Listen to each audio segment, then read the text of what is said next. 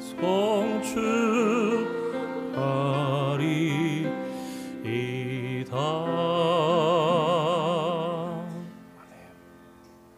귀한 기도와 찬양 진심으로 감사드립니다.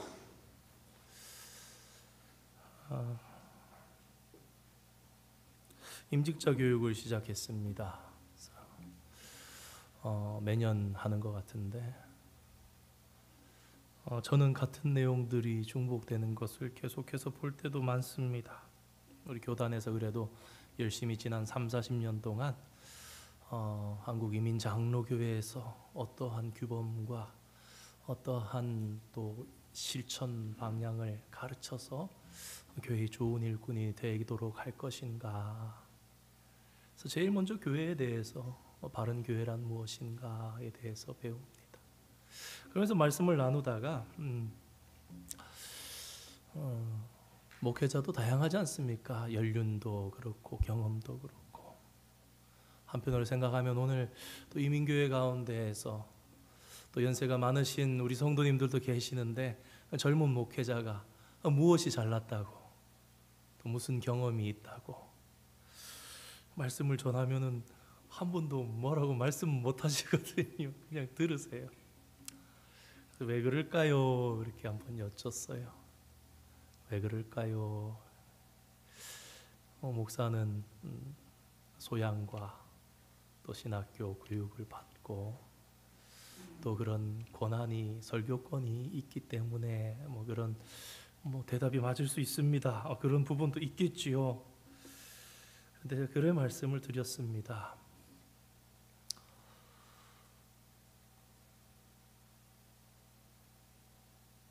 그 목회자의 경험과 이야기를 하는 것이 아니라 하나님의 말씀을 전하는 것이기 때문에 그렇습니다.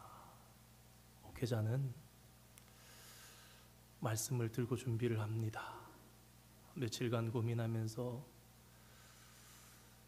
목사 개인의 이야기가 결코 되어서는 안 되고 이 말씀이 오늘 우리 교회에 다양한 연령대의 성도들이 다양한 상황 속에서 듣고 바른 하나님의 말씀으로 들어서 아멘 하시고 나아가서 힘을 내셔야 하기 때문에 그것이 그래야 전하는 자에게 누가 되지 않고 죄가 되지 않고 그래서 그 말씀 속에 있는 예수님의 말씀이 들려지는 그러한 말씀이 되도록 준비하는 데 힘쓰는 것이 목회자이고 그렇기 때문에 목회의 연륜과 나이에 상관없이 우리가 예수님의 말씀을 받는 거고 하나님의 말씀을 받는 것이기 때문에 그렇습니다. 말씀을 드렸습니다. 오늘 저와 여러분이 예수님이 말씀하시는 말씀 앞에 서는 축복이 있기를 원합니다. 교회의 행정이 잘 돼야 교회가 복받는 교회 아닙니다. 목회자가 와서 경영을 잘해야 교회가 하나님 기뻐하시는 교회 아닙니다. 교회는 오직 힘써서 바르게 예배하고 주의 말씀대로 살아가는 교회가 하나님 기뻐하시는 교회, 크고 복된 교회 될 줄 믿습니다. 2022년 6월에 많은 젊은이들에게 충격과 상심을 안겨줬던 그런 뉴스가 있었습니다. 앞에 거룩하게 시작해놓고 좀 이런 말씀 드려서 그렇습니다만은 전설적인 팝 그룹 비틀즈에 비견될 만한 오늘날의 대단한 그룹 BTS 방탄소년단 이 활동을 잠정 중단한다라는 뉴스가 그것이었습니다. 충격과 상심에 빠졌는데 그들이 왜 쉬게 됐느냐 했더니 창작의 고통, 곡들을 써내야 되고 율동을 만들어야 되고 그 심신이 몸과 마음이 번아웃 되어서 계속해서 해나가서는 우리가 이 방탄소년단이라는 그룹을 할 수가 없겠다. 그래서 잠시 활동 중단을 선언했다는 것입니다. 그래서 이 소식을 접한 전 세계의 수많은 BTS 팬들이 그들의 심정이 이해가 되면서도 한편으로는 그러면서 새로운 노래와 그들의 힘 있는 율동을 보지 못한다는 아쉬움 때문에 패닉 상태에 빠졌다고 합니다. 저는 이 소식을 들으면서 저는 젊은이가 아니구나라는 것을 깨닫게 됐습니다. 여러분들 중에 혹시 같이 2022년 6월에 상심에 빠지셨던 분들은 아직 마음이 젊으신 분들이실 수 있습니다. 하여튼 그런데 목회자에게 있어서는 모든 삶의 경험과 만나는 사람들과 뉴스와 그런 것들이 참 말씀과 연관되어서 은혜가 되고 적용이 될 수가 있잖아요. 어떤 목사님이 이런 기사를 보면서 그런 생각을 했답니다. BTS가 활동을 중단했는데 젊은이들이 패닉에 빠졌다니, 그렇다면 나는 만약에 나의 내면에서 성령님이 활동을 중단하신다고 선언하신다면 나는 어떤 심경일까? 젊은이들은 BTS가 중단 활동을 잠시 중단한다는데 완전히 해체하는 것도 아니고 이제 더 이상 하지 않습니다도 아니고 잠시 활동을 몇 달 동안 쉬겠습니다 예를 든다면 그랬는데 패닉에 빠졌는데, 목회자인 나는 만일 우리 교회 안에 성령님의 역사가 1, 2개월 동안 중단된다면 그것이 과연 우리에게 엄청난 충격과 영적 패닉 상태가 되는가, 그렇게 느껴지는가? 내 심령 안에, 우리 교회 안에 성령님의 역사가 잠시도 중단되지 아니하도록 날마다 숨쉬는 순간마다 성령님을 사모하고 성령님의 은사와 능력을 구해야 하겠다, 그런 생각을 하셨답니다. 성도님들의 내면, 일터, 가정에 만약 2월 한 달 동안 성령님의 역사가 중단된다면 여러분 그런 패닉이 느껴지십니까? 별로 심각하지 않습니까? 오늘 우리는 에베소서 4장 말씀을 통해서 교회와 성령의 은사에 대해서 함께 생각해 보려고 합니다. 에베소서 성경은 66권의 성경 중에서 성경적인 교회란 어떤 모습이어야 하는가, 다시 말해서 건강한 교회란 그것을 가장 잘 가르쳐주는 책 중에 하나입니다. 그 중에서도 에베소서가 특별히 강조하는 아주 중요한 교회로는 교회는 그리스도의 몸이다 라는 것입니다. 바울은 이것을 가지고 각 교회와 개인들을 향한 예수님의 마음을 전하고 있습니다. 우리 함께 7절 말씀 다시 한번 읽어볼까요? 오늘 본문 7절 말씀 시작. 우리 각 사람에게 그리스도의, 아멘. 여기서 말씀하는 그리스도의 선물의 분량대로 주신 은혜, 그것이 무엇이냐? 바로 은사입니다. 바울은 주님께서 모든 성도에게 나름의 은사를 주셨다고 말씀합니다. 은사, 헬라어로 카리스마입니다. 잘 아시는 말씀이죠. 카리스마 있다 할 때 그 카리스마입니다. 그런데 이 단어의 어근이 되는 단어가 카라라는 단어인데, 이 카라는 해석하면은 기쁨이 됩니다. 은사의 어근이 기쁨이라는 사실을 통해서 우리가 알 수 있는 것이 무엇입니까? 은사에 맞는 일이나 봉사를 할 때에 거기에 신바람이 나고 기쁨으로 감당할 수 있다라는 것을 우리는 알 수 있게 됩니다. 그런데 간혹 교회 안에서 이 은사에 대해서 오해하는 성도들이 있는 것 같습니다. 어떤 봉사나 직분은 꽤 괜찮은 직분이다, 높아 보이는 봉사다, 그런 착각을 하실 때가 있다라는 것입니다. 우리가 은사와 관련해서 가져야 할 첫 번째 참 지식은 받은 은사가 각각 다르다라는 것입니다. 이것을 몇 구절의 성경 말씀을 통해서 우리 함께 확인하기를 원합니다. 로마서 12장 6절 말씀 한번 읽어보겠습니다. 시작. 우리에게 주신 은혜대로 받은 은사가 각각 다르니, 우리에게 은혜대로 받은 은사가 각각 다르다라는 것입니다. 고린도전서 12장 4절에서 7절, 길지 않습니다. 우리 함께 읽어보겠습니다. 시작. 은사는 여러 가지나 성령은 같고, 직분은 여러 가지나 주는 같으며, 또 사역은 여러 가지나 모든 것을 모든 사람 가운데서 이루시는 하나님은 같으니. 7절. 각 사람에게 유익하게 하려 하심이라. 아멘. 그리고 오늘 받은 본문 11절 말씀 한번 띄워주시면 좋겠습니다. 예, 감사합니다. 그가 어떤 사람은 사도로, 어떤 사람은 선지자로, 어떤 사람은 복음 전하는 자로, 어떤 사람은 목사와 교사로 삼으셨으니. 아멘. 그렇습니다. 우리가 은혜로 받은 은사는요, 획일화된 것이 아닙니다. 다양합니다. 그렇기에 은사는 가벼운 것이 있고 중한 것이 있지 않습니다. 남들이 보기에 있어 보이는 은사 혹은 없어 보이는 은사 같은 것이 존재하지 않는다는 말입니다. 요즘은 수련회 하려고 리트리트 센터를 가면 너무 잘 돼 있어요. 시설도 좋을 뿐만 아니라 냉방과 또 겨울에 가면은 온돌 시설도 잘 돼 있고, 빠지지 않는 것이 밥이입니다. 때로는 이제 중고등부 청년부의 수련회를 오랜 시간 동안 해보니까 때로는 장소도 깨끗해야 되지만 밥을 맛있게 잘 주는 장소를 선택하기도 합니다. 그런데 저희 중고등학교 시절에는 그렇지 않았잖아요. 교회 수련회에 가면은 참 많은 추억들이 있습니다. 그 중에 한 가지 오늘 소개드릴 아름다운 모습은요, 수련회 가는데 집사님이나 권사님 몇 분이 같이 따라가시는 거예요. 같이 따라가시면서 솥이나 냄비 등 교회 주방에 있는 웬만한 주방용품들을 다 싸가지고 수련회 장소로 실어 오셔서는 그 여름에, 무더운 여름에 에어컨 있습니까? 선풍기도 제대로 없는 그 시설에 땀을 비 오듯이 흘리면서 식사를 만드시는 거예요. 불을 피워가지고 식사를 만들어주시고. 덥지요. 집이 아니니 잠자리 불편하지요.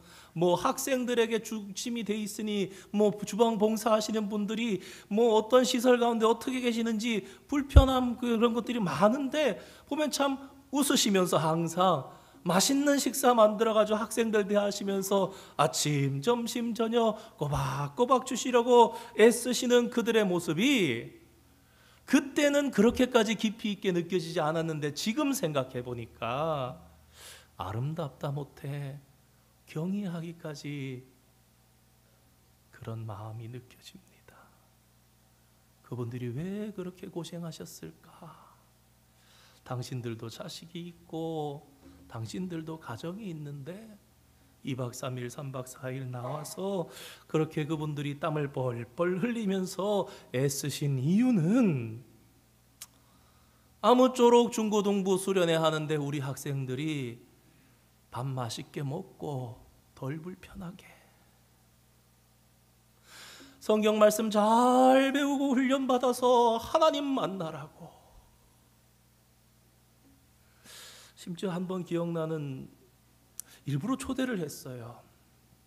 성막 프로그램이라 그래서 코스 프로그램 같은 걸 하면서 중고등부 학생들을 예수님 안 믿어지던 학생들을 결단시키고 그러는 프로그램을 한 적이 있었거든. 낮에 밥 주시고는 밤에 한 2분 정도 오셔서 이 코스에서 아무것도 하지 마시고 저 옆에 앉으셔서 기도해 주십시오 그랬어요. 생각해 보니까 그때 총무하고 전도사하고 그러던 시절인데 그분들이 밤에 이렇게 오셔서 마지막 밤에 하나님 만나라고 기도만 하고 계셨어요. 애들 영접시키고 그러는데 여러분, 그렇기 때문에 아이들을 가르치는 일과 이분들이 아이들을 위해서 밥 짓는 일 중에 어느 것이 더 괜찮고 훌륭한 은사인가, 그런 질문할 수 있습니까? 우리는 감히 그런 유치한 질문을 할 수가 없습니다. 왜냐하면 주님이 주신 은사는 경중함이 없기 때문입니다.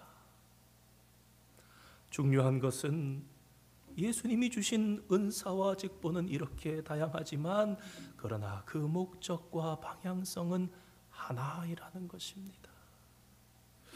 그렇다면 주님께서 각 사람에게 다양한 은사를 주신 궁극적인 목적은 무엇입니까? 사도 바울이 10절 말씀에 이렇게 설명하는데요. 오늘 말씀을 더 잘 이해하기 위해서 우리 10절 말씀을 우리말 성경으로 한번 함께 읽어보도록 하겠습니다. 시작. 또한 내려오셨던 그 자신이 하늘의 가장 높은 데로 오르셨으니 이는 그가 아멘. 잘 아시는 것처럼 우리 주님께서 하늘 보좌를 버리시고 이 땅에 오셨어요. 낮고 천한 자리에 오셔서 아픔과 눈물의 자리에서 사역하시고 십자가 위에서 모든 구원의 사역을 마치신 후에 다시 하늘로 올라가셨습니다. 주님 왜 우리를 남겨두고 가셨습니까? 구원하시고 데려가시지요. 왜 남겨두셨습니까?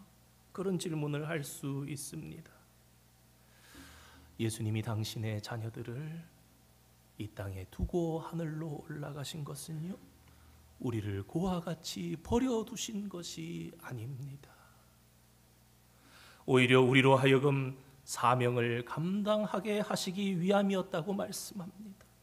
그 사명이 무엇인가? 당신의 뜻을 만물 곧 이 땅 가운데 충만하게 펼치도록 하는 사명입니다. 그리고 그 사명을 자녀들이 잘 감당하도록 하시기 위해서 주신 것이 은사라는 말씀입니다. 그렇다면 주님께로부터 받은 이 은사를 가지고 우리가 궁극적으로 이루어 드려야 할 주님의 충만한 뜻은 무엇입니까? 오늘 본문 12절 말씀 가운데 기록되어 있습니다. 함께 보기 원합니다. 시작. 이는 성도를 온전하게 하여 봉사의 일을 하게 하며 그리스도의 몸을 세우려 하심이라. 봉사의 일을 하며 그리스도의 몸을 세워서 성도를 온전하게 하다. 우리가 주목해 볼 단어가 온전하게 하다입니다. 이 헬라어를 보면요, 발음을 다 기억하실 필요가 없어서 직역해 보면 이렇게 됩니다. 이 온전하게 하다라는 이 헬라어 표현은요, 부러진 뼈나 어긋난 골절을 맞춘다라는 의학 용어적 단어로 여기 쓰여 있습니다.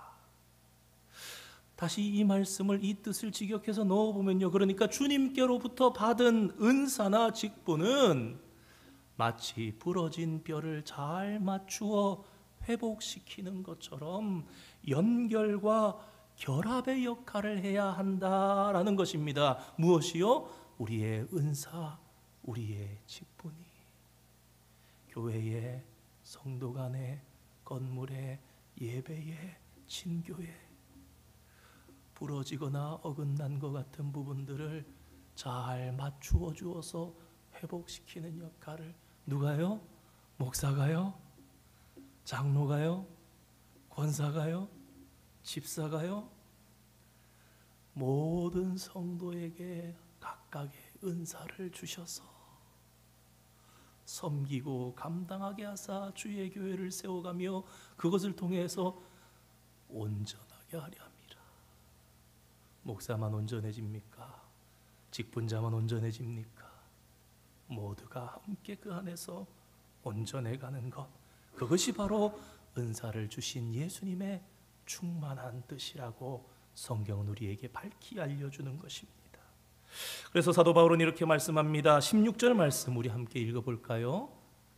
시작. 그에게서 온몸이 각 마디를 통하여 도움을 받음으로 연결되고 결합되어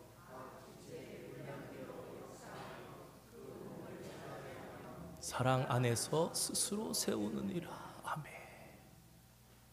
나이가 많으면 하지 말라 그럽니까? 나이가 적으면 하지 말라 그럽니까? 어떤 기관들은 보니까 난 나이 많으니까 회원인데 안 하고 젊은 사람들만 이렇게 힘들게 하도록 만드는 그런 기관들이 있다고 그럽니다.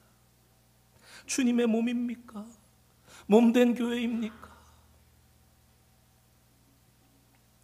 결국 우리가 주님으로부터 받은 다양한 은사가 그리스도의 몸인 교회를 하나로 연결시키고 결합시키는 데 사용되어야 한다는 것입니다. 혹시라도 만일 몸된 교회를 분열시키거나 허무는 데 악용되어서는 결단코 아니 되는 것입니다. 어느 교회든지 형편이 다 다를 수 있습니다. 그래서 참 힘든 봉사가 있기 마련입니다. 교사가 최고입니까? 찬양대가 최고입니까? 주차 봉사가 최고입니까? 친교 음식이 최고입니까? 교회를 미화를 꾸미는 일이 가장 좋은 일입니까? 새가족부를 통해서 새가족을 양육하는 일이 가장 우선입니까? 다양한 은사로 각각 맡겨주신 일들이요, 높고 낮음이 없고 경중이 없다라는 것입니다. 그런데도 어느 교회도 예외 없이 우리의 착각과 우리의 아집으로 누군가는 지나치게 수고하고도 좋은 소리 못 듣는 경우도 있고, 때로는 봉사자와 봉사자 사이에, 때로는 봉사자와 성도 사이에 얼굴을 붉히는 일들도 일어나기도 하는 것 같습니다. 참 민망한 일이 아닐 수 없지요. 그런데 그럴 때에 모든 성도와 봉사자들이 잊지 말아야 할 것이 있습니다. 그것은 바로 내가 우리 교회의 얼굴이며 내가 우리 교회의 첫 인상이라는 것입니다. 우리 함께 따라했으면 좋겠습니다. 나는 우리 교회의 얼굴입니다. 우리 옆에 분 보시면서 하겠습니다. 당신은 우리 교회의 첫인상입니다. 아멘. 여러분, 찬양대만 교회의 얼굴이 아니에요. 목사만 교회의 얼굴이 아니에요. 교회를 들어오고 나오는 우리의 모습이 우리 교회의 첫인상이며 내 봉사하는 모습이 우리 교회의 얼굴이라 그 말입니다. 한국 교회가 참 열심히 봉사하다가 그런 얘기를 듣잖아요. 그런 표현도 하잖아요. 참 예수님께 죄송스럽습니다만 예수님 얼굴에 먹칠한다. 오늘날은 뭐 인터넷에 마음대로 글을 쓰잖아요. 그러니까 당신들이 교인이라면서 그렇게 하는데 예수님이 그렇게 가르치셨단 말입니까? 할 말이 없고 답답할 때가 있습니다. 세상에서 볼 때도 우리가 아는 주님은 성경의 예수님 그런 분 아니신 것 같은데 예수님이 당신들은 그렇게 가르치셨다는 말입니까? 뭡니까? 얼굴된 우리가, 첫인상된 우리가 예수님을 오해하게 만들고 세상으로 하여금 속상하게 만든 거예요. 사랑하는 성도 여러분, 기억하시기 바랍니다. 언제 어디 있든지 무엇보다 친절한 내 말 한마디가 그리스도의 몸인 교회를 하나로 연결시키고 결합시킨다는 사실을 우리가 언제 어디서나 잊지 않았으면 좋겠습니다. 주님께로부터 받은 우리의 다양한 은사가 곳곳에서 작용하여서 윤활제처럼 부러진 것이 감싸매지고 어긋난 것이 맞아서 물려서 돌아가게 하고 그로 말미암아서 그리스도의 몸인 교회가 세워지는 일에 아름답게 사용되기를 주님의 이름으로 축원드립니다. 오늘 본문에서 바울이 교회를 그리스도의 몸이라고 강조한 부분 우리가 놓치지 말고 주목해 보아야 합니다. 식상하게 늘 생각할 수 있습니다. 우리의 몸과 같아 예수님의 교회는 유기적이다. 단순히 그렇게만 전하면 안 와닿을 것 같아서 저도 말씀을 전하면서 몇 가지 검색도 해보면서 생각을 해봤습니다. 그렇게 교회를 올바로 이해하기 위해서는 먼저 우리 몸을 이해해야 합니다. 여러분, 우리 인간의 몸이 내가 살아있지만 참 우리가 다 이해하지 못합니다. 수많은 신체 기관들이 서로 오묘하게 연결되어서 움직이지요. 사람이 부상을 당하면 회복하는 거 누가 설명할 길이 있습니까? 오히려 진짜 좋은 의사들은 그렇게 고백합니다. 목사님, 의사는요 사실 별로 하는 일이 없습니다. 예수를 믿지 않는 의사들도 회복은 스스로 한대요. 근데 그 스스로 뒤에 누가 있습니까? 우리를 조성하신 하나님께서 회복의 능력을 주시는 거예요. 수많은 신경 조직들이요 거미줄처럼 얽혀 있습니다. 가끔 그런 일들 있잖아요. 물놀이 하다가 뭐 병이 깨진대 이렇게 잘려 나갈 때 그럴 때 그런 얘기합니다. 혈관 하나, 신경 하나만 더 끊어졌으면 발가락 못 움직일 뻔했습니다. 그런 얘기합니다. 저는 근데 그런 속에서 경이함을 느낍니다. 하나님이 그거 하나만 만들어 놓으신 거 아니거든요. 3개, 4개, 5개 연결되어 있던 것 중에 2개 끊어져도 살 수 있고 회복할 수 있게 하나님께서 우리 몸을 그렇게 만드셨다라는 거예요. 우리 몸 안에 있는 혈관의 혈액들이 온 몸을 다닙니다. 쉬지 않고 다닙니다. 검색해 봤더니 우리 한 사람 몸 안에 있는 혈관의 길이가 10만 킬로미터랍니다. 지구 두 바퀴 반을 도는 거예요. 얼핏 기억나는 게 있어서 그래, 심장에서 한번 펌프해서 나가면 한 30분 있으면 돌아오나? 너무 빠른가? 한 1시간 정도 있어야 되나 하다가 어젯밤에 검색을 딱 해봤더니 우리 심장에서 펌프질 돼 나간 피는 다시 심장으로 돌아오기까지 1분 걸립니다 그러더라고요. 10만 킬로를 도는, 물론 각각의 길이 있겠지만 다시 심장으로 돌아오기까지 보통 1분 걸린다. 뼈가 크기가 같습니까? 모양이 같습니까? 크고 작은 뼈들이 서로 기가 막히게 연결되어서 연골들이 있고 인대가 있으며 척추를 중심으로 해서 많은 내장관들이 매달려서 제각각의 기능을 하는 우리의 몸은 그야말로 시편 저자의 말처럼 신묘막측하게 나를 조성하고 지으셨다라는 고백이 아니 나올 수가 없는 것입니다. 그런데 교회가 이와 같다고요. 우리 한 사람의 몸보다 훨씬 더 오묘하게 신묘막측하게 긴밀하게 연결돼서 상호 교류하면서 생명이 유지되듯이 유기적인 조직을 이루듯이 연합하여서 모든 성도들이 그리스도의 몸을 세워간다. 바울은 그렇게 말씀합니다. 그렇기에 교회 안에 한 지체가 어려움을 당하면 다른 지체도 괴로운 거예요. 서로 연결되어 있기 때문에 그렇습니다. 예수님을 통해서 연결이 되어 있어요.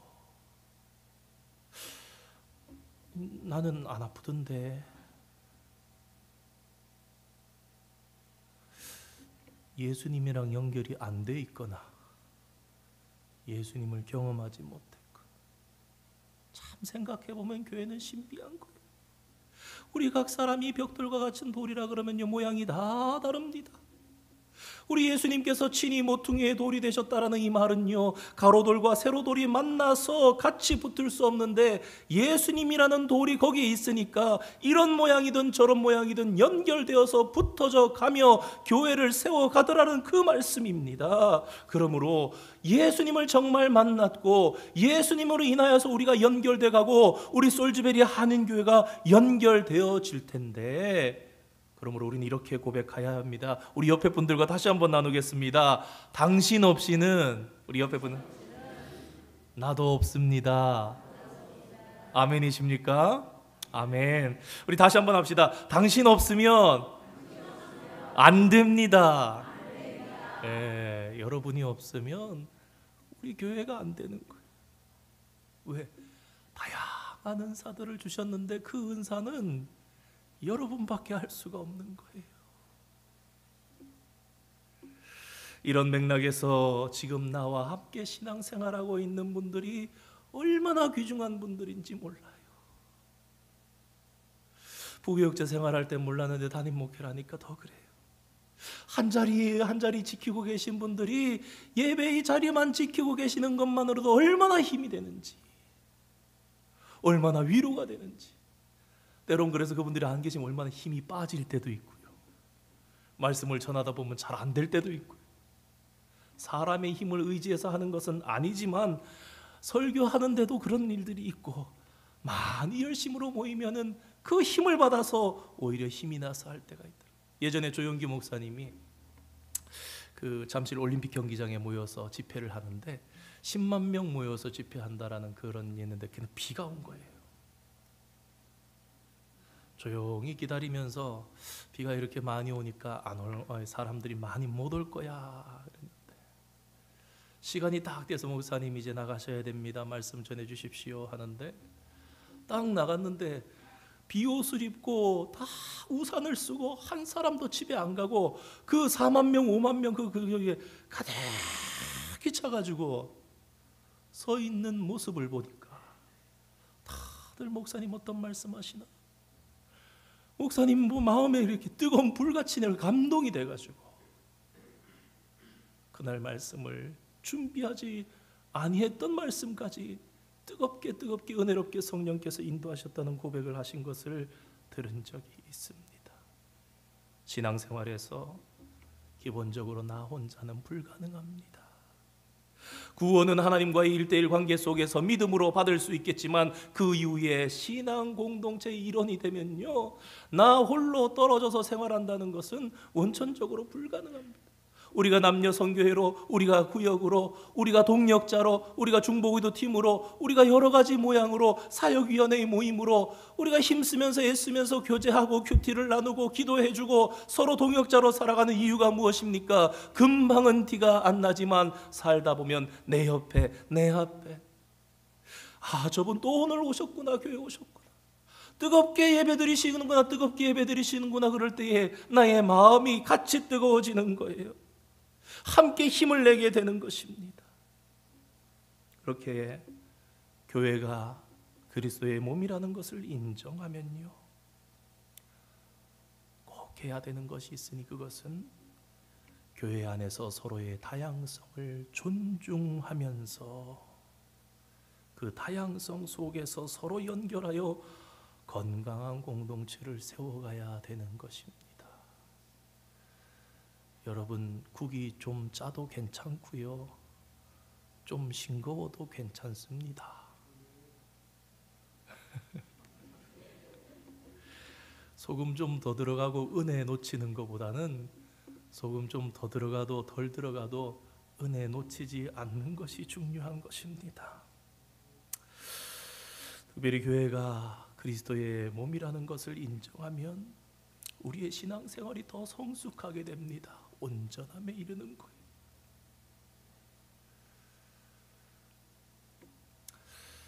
작년에 올해 우리 당회가 얘기했습니다. 성도들이 알지만 제가 들어드리고 그럴 때도 있고, 그런데 목사님 저 이러면 교회 안 와요. 마음이 아프죠. 그런다고 그게 무서운가? 안 그렇거든요. 본인 손해죠. 그렇지 않습니까? 안타까운 거지 구분이 없다고 주님의 교회가 안 세워지는 거 아닙니다. 단순히 내 기분 좀 나쁘다고, 내 뜻대로 교회 안 됐다고, 교회 안 나가겠습니다, 이런 말 함부로 하지 않아야 합니다. 그런 일이 몸을 거부하는 일이라는 것을 우리가 알아야 해요. 또 반대로 저 사람 문제 일으켰으니까 못 나오게 해야 됩니다. 쫓아내야 합니다. 함부로 말하지 않습니다. 그런 행위도 역시 몸을 거부하는 일. 누구의 몸을? 예수님의 몸을. 일전에 한번 복음서 말씀드릴 때 말씀드렸었죠. 99마리의 양을 두고 목자가 한 마리 잃은 양을 찾으러 가는 데는 온전함을 다시 이루기 위함이라고. 저 사람 나갔으니까 이제 99명 괜찮다가 아니라 71사람까지 와서 100이 되어야 우리가 온전할 수 있다라는 그 마음으로 한 사람이 찾아가 조용히 하고, 교회에 정말 입이 무겁고 또 이렇게 덕이 되는 사람들 2-3사람이 가서 권면하고, 끝까지 권면하면서 최대한 이 사람이 다시 회복할 수. 왜? 우리는 당신이 없으면 안 됩니다. 같이여야 주님의 몸입니다 라고 하는 것입니다. 예수님의 제자들을 한번 생각해 보십시다. 잘 아는 것처럼 12명의 예수님의 제자들이요, 다양한 사람들이 있었습니다. 뭐 여러 가지 예를 들 수 있겠지만 극단적인 예를 든다면 이렇습니다. 로마 제국에 항거하던, 우리나라로 따지면 독립운동가였던 시몬이 있었으면요, 반대로 로마 제국에 기생해서 밥벌이를 하고 살았던 세리 마태도 있었습니다. 근데 그들이 예수님의 제자 공동체로 같이 있었다고요. 3년 동안. 주님이 하늘로 올리우신 후에는 각자 사도로서의 역할을 맡아서 나라들로 가며 복음을 전하며 모여서 주의 성찬을 함께 했던 사람들입니다. 인간적인 입장에서 보면요, 시몬은요, 예수님께 아주 강하게 어필하고 싶었을지도 모릅니다. 예수님 저 마태 저 함께 하면 안 됩니다. 저 민족의 반역자입니다. 우리 공동체에서 쫓아내야 합니다라고 말했었는지도 모르고 말하고 싶었을지도 모릅니다. 그럼에도 불구하고 그들은 한 공동체를 이루었습니다. 그 이유가 무엇일 것 같습니까? 여러분, 교회가 하나 될 수 있는 이유가 무엇이라고 생각합니까? 목사가 훌륭해서? 아니요. 성경의 가르침이 올바라서? 아니요. 그리스도의 뜨거운 사랑이 그들 안에 있으면 정치적 견해 차이와 입장들, 세상의 모든 가치관들이 주의 사랑 안에 다 녹아내립니다. 그럴 때 비로소 우리가 이 찬양을 진실되게 할 수 있습니다. 죄인도 원수도 친구로 변한다. 주님을 모신 마음 새하늘이로다. 주의 사랑이 우리 가운데에 충만할 때에 우리는 죄인도 원수도 친구로 살면서 그리스도의 몸인 교회가 하나로 힘있게. 여러분, 우리 교회에 부족한 부분이 있으면 여러분 은사가 있으시면 하시면 돼요. 야, 그 지난주 봉사하는데 안 치웠더라?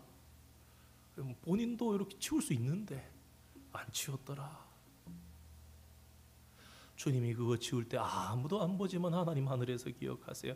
아, 내 딸이 내 몸교회를 사랑하는구나. 내 아들이 진짜 성물로 여기고 사랑하니 내가 레위인의 축복을 주어야겠구나. 사랑하는 성도 여러분, 그리스도의 몸인 교회는 내 마음에 드는 사람들만 골라서 모이는 곳이 아닙니다. 그렇게 모이면 건강한 교회가 되는 것 아니라고 오늘 성경 말씀이 우리에게 가르쳐 주는 것입니다.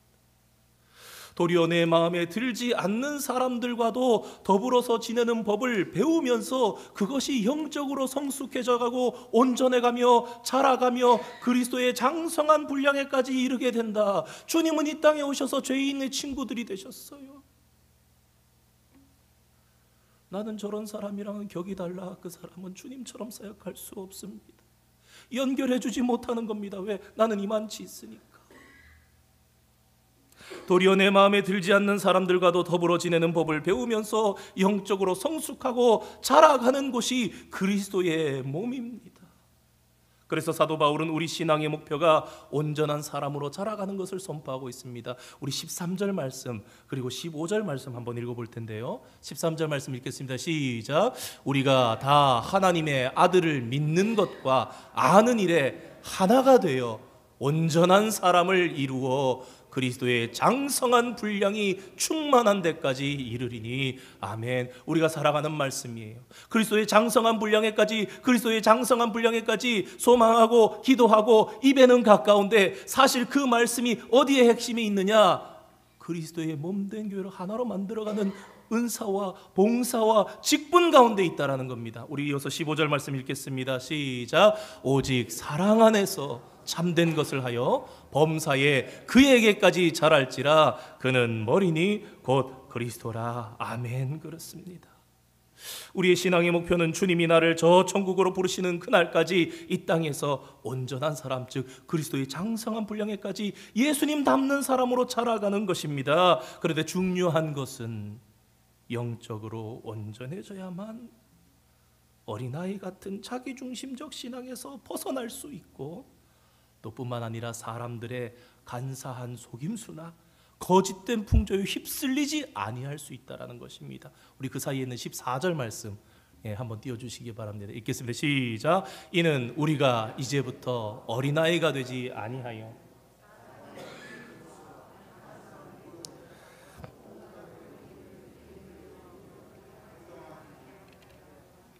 아멘. 그러므로 성도 여러분, 신앙의 연조가 쌓이면 쌓일수록요 예수님 더욱 닮아가기를 바라면서 예수님처럼 모퉁이 돌이 우리도 되어가야 하는 것입니다. 나 때문에 싸우던 사람들이 연결이 되고, 조금 기류가 이상하면 들어가서 웃게 만들고, 내가 뭐 무슨 누구의 기쁨 줍니까? 아니요, 예수님 때문에. 한번 한국에 있을 때 제가 모시던 분 친구분인데 한번 사무실에 강남에 갔어요. 갔다가 나오는데 차를 이렇게 빼다가 사고가 났어요. 그냥 뒤에 있던 차를 박은 거죠. 잘못해서 박았는데 그 친구분이 배웅하면서 야 가라 가라 가라 가라. 그 뒤에 운전자가 있는데 가래요. 그러니까 걱정하지 말고 가, 걱정하지 말고 가. 뒷사람이 화가 나죠. 막 내려가죠. 아니 당신은 왜 이렇게 사고 처리도 못하고 가는? 제가 책임질게요. 친구야 너는 걱정하지 말고 가거라. 왜? 고마우니까. 그 말고 고마운 것들이 있었던 것이죠. 예수님 더욱 닮아가는 거 우리는 왜 그렇습니까? 예수님께 빚진 자 아닙니까? 내가 저 사람 못마땅해도 예수님 때문이라면 마땅히 여겨줄 수 있는 것이 성도 아닙니까? 우리 한국의 손양원 목사님 잘 아시지요? 사랑의 원자탄이라 그럽니다. 10가지 감사제, 당신의 아들 죽은 장례식에서 공산당에 그 죽음 당했을 때에 하나님 우리 아들 미국 유학 보내려고 그랬는데 천국육으로 유학 보내주셔서 감사합니다. 아들 보내고 새 아들 주시니 감사합니다. 그 공산당을 입양해서 자기 아들로 만드시고. 여러분 오늘 저희들이 우리의 힘으로 할 수 없지만 우리가 주님의 몸된 교회에서 교회를 세워가기를 소망하며 기도한다면 하나님 성령의 역사심 가운데 은사 부어주시사 주님 사랑의 등불이나 사랑의 촛불이라도 되게 하여 주시옵소서 기도하며 나아가야 하지 않겠습니까? 펭귄 얘기 드리면서 마치려 합니다. 남극에 펭귄이 삽니다.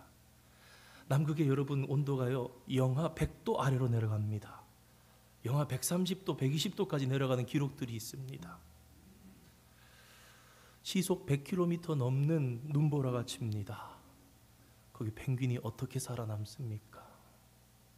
여러분 놀랍게도 펭귄들이요 수만 마리, 수십만 마리가요 뺑 눌러서 원을 만들어 가지고요 한 덩어리가 되어서 살아남습니다. 이것을 영어로 허들링이라고 하는데요. 이게 감동을 넘어서서 장엄함을 넘어서서 경이롭기까지 경외함까지 느껴지게 하는 그들의 숭고한 아니 저 미물 같은 것들이 무엇을 알아서. 근데 그렇게 쭉 누르면요 가운데는 온기가 생긴답니다. 여러분이 상상 지금 하시는 것처럼 끝에는요 엄청 춥습니다. 그러면 이런 생각하시는 분들도 있으실 거예요. 끝에 애들은 죽나 보다. 그럴 수 있죠.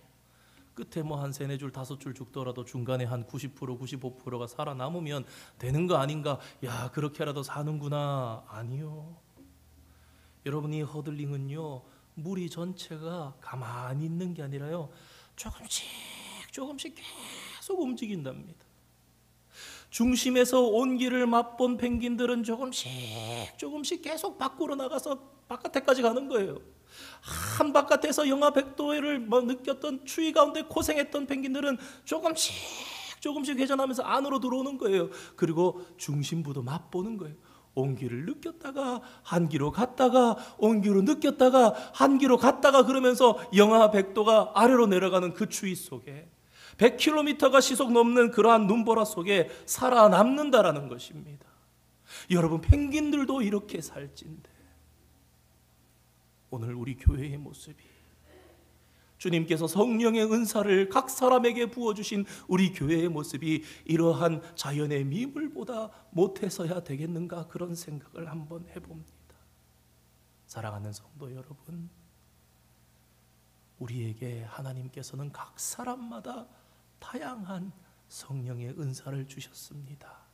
그리고 그 은사를 주신 이유는 오직 주의 몸된 교회를 바르게 세워감으로 너희가 상급받고 그 일을 통해서 모든 성도가 그리스도의 온전함에 이르게 된다라는 것입니다. 오늘 이 귀한 성령의 은사와 교회의 이 관계, 그러한 모습이 예수님의 음성으로 들려져서 삶 속에 실천되어지고 더 가슴 뜨겁게 주의 교회를 사랑하며 때로는 중심으로 들어오기도 하시고 때로는 추운 곳에도 가기도 하셔서 예수님의 몸을 세우시는 아름다운 성도들이 다시 되시기를 주님의 이름으로 축원드립니다. 함께 기도하겠습니다.